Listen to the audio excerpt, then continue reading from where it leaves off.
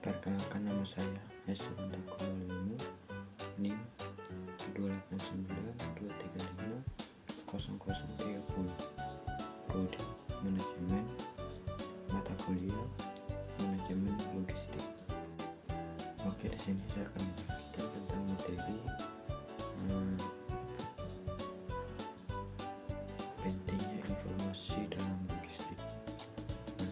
Informasi adalah kunci penting dalam kelancaran logistik dan rantai pasok, sebab informasi mendukung manajemen untuk membuat keputusan dengan lingkungan luas serta mampu mencakup berbagai fungsi dalam perusahaan.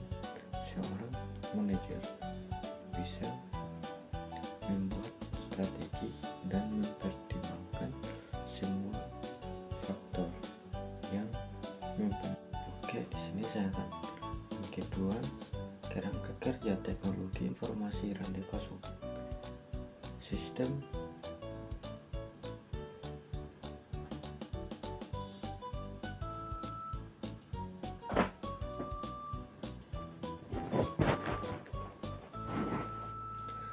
Oke, di sini saya akan lanjut kerangka kerja teknologi informasi rantai pasok. Sistem P1 digunakan untuk transaksi data dalam rangka memperbaiki kinerja rantai pasok secara praktif. Sistem T1 dikembangkan untuk melakukan analisis sehingga mampu memutuskan untuk membuka pusat-pusat distribusi baru dan menentukan kebijakan stok emiten pada pusat distribusi tersebut. Bentuk perangkat lunak merupakan landasan sistem T1 rantai pasok seperti SAP dan Oracle. Dua pemain utama dari sistem perangkat lunak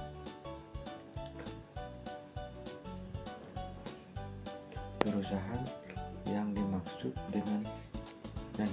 dikembangkan pada awal tahun 1990-an hingga awal 2000.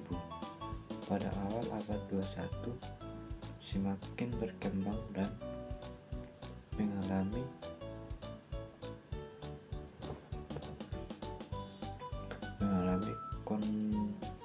konsolidasi yang signifikan, dan evaluasi T1 rantai pasok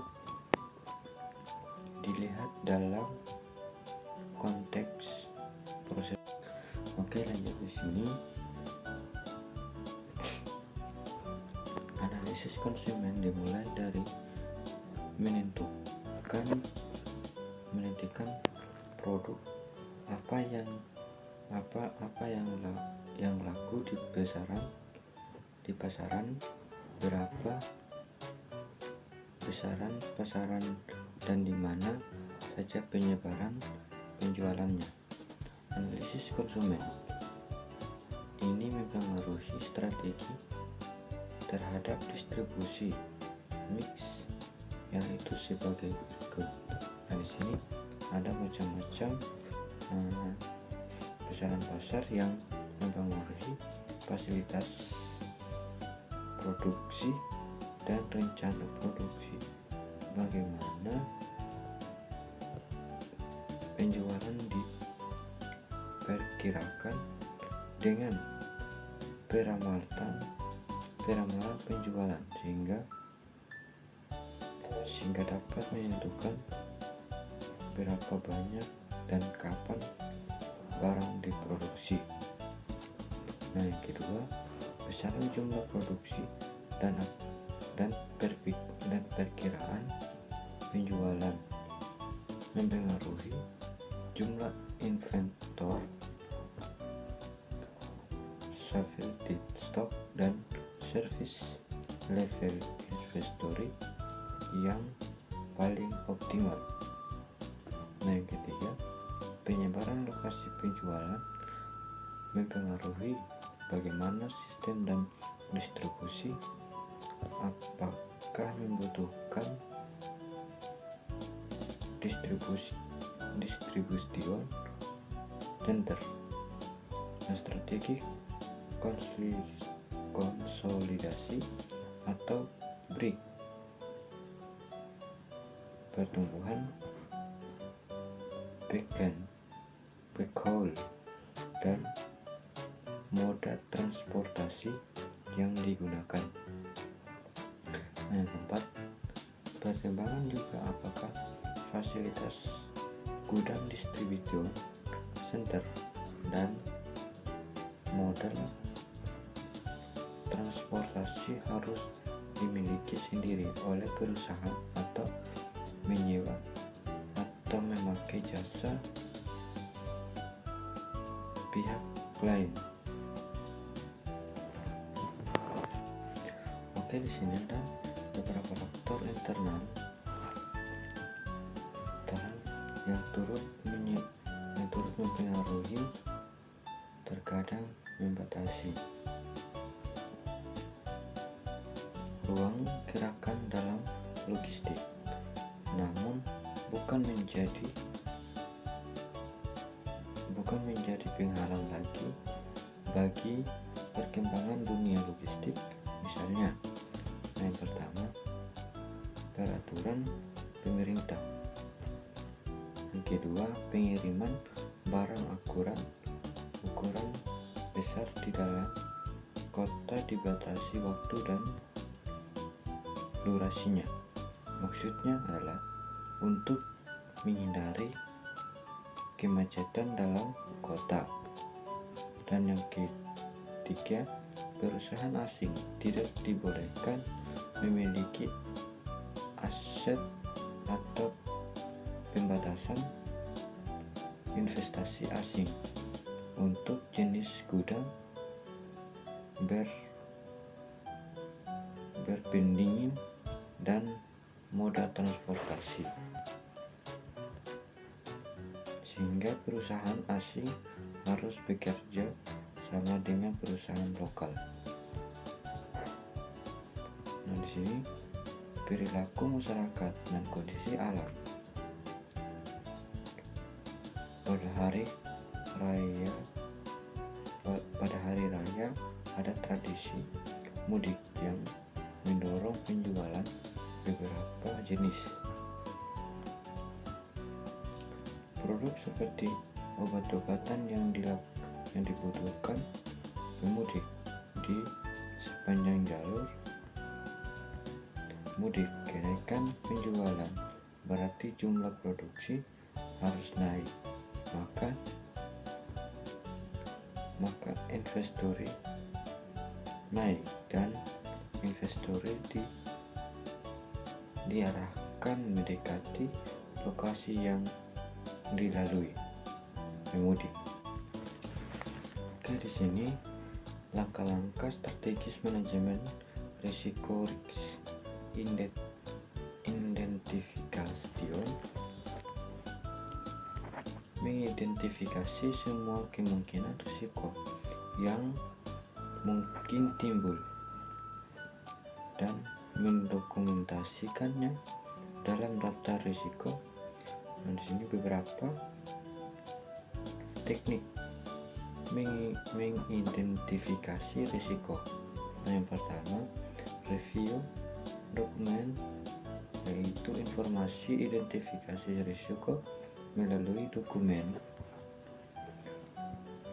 perencanaan, dokumen terdahulu, perjanjian atau kontrak, dan surat pemerintahan dan pemerintah. Yang kedua, mengumpulkan informasi dari pelaku yang berpengalaman di bidang terkait atau dari karyawan yang sudah memiliki pengalaman. Dan yang ketiga, checklist, yaitu menyusun informasi dari mereka yang terlibat langsung dalam sebuah pekerjaan.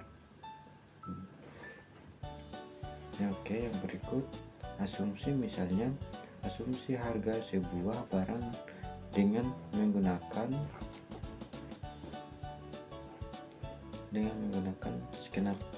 skenario kondisi normal, harga sesuai kondisi pasar, kondisi yang tidak diinginkan, atau pesimis, yaitu harga lebih mahal, dan kondisi yang paling diinginkan, optimis, yaitu harga yang lebih murah dan yang diharapkan. Oke, di sini desain organisasi. Ada dua model penerapan manajemen logistik dalam suatu perusahaan, yaitu penerapan manajemen logistik sentralisasi dan penerapan manajemen logistik desentralisasi. Penerapan manajemen logistik untuk sentralisasi maupun desentralisasi dilakukan dengan mempertimbangkan beberapa faktor seperti strategi perusahaan, jangkauan pasar,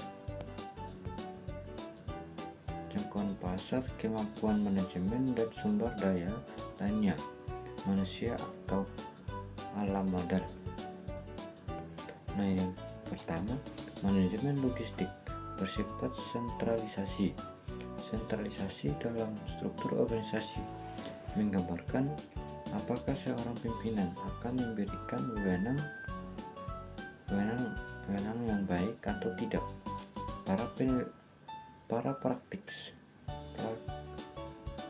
Para praktisi dan peneliti memandang bahwa sentralisasi maupun kegiatan pengambilan keputusan dan kegiatan pengendalian penerapan dalam suatu organisasi akan menjadi rumit karena kegiatan pengendalian penerapan dalam suatu organisasi akan menjadi rumit karena karyawan pada tingkat struktur.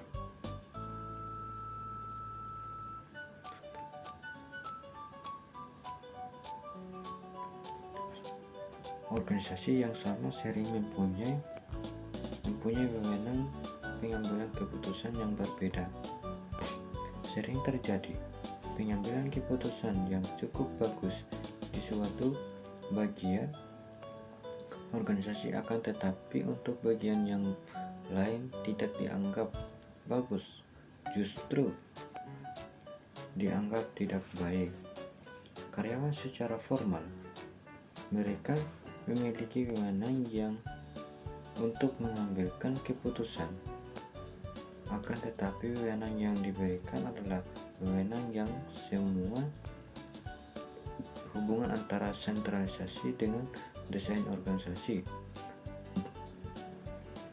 yaitu semakin tinggi spesialisasi dan kerja, maka akan semakin besar sentralisasinya. Pekerjaan maka tidak akan memungkinkan adanya wewenang untuk bertindak secara leluasa. Kebijakan dan perencanaan logistik dalam sistem informasi manajemen logistik. Informasi berperan sebagai pemberi arah dan perangkat kerja sama untuk penciptaan logistik yang terpadu, dan teknologi tanpa informasi manajer logistik tidak akan mengetahui apa yang pelanggan inginkan, berapa jumlah persediaan, dan kapan barang harus diproduksi dan dikirim. Informasi harus dijadikan visi oleh para manajer dalam upaya membuat suatu keputusan untuk memperbaiki kinerja manajemen logistik. Oke, di sini pentingnya informasi dalam logistik. Informasi adalah kunci penting dalam kelancaran logistik dan rantai pasok, sebab informasi mendukung manajemen untuk membuat keputusan dengan lingkup luas serta mampu mencakup berbagai fungsi dalam perusahaan. Seorang manajer harus berpandangan luas dengan cara menyeimbangkan lingkup rantai pasok melalui informasi dan luas atau sempit. Informasi menentukan lingkup global atau lokal.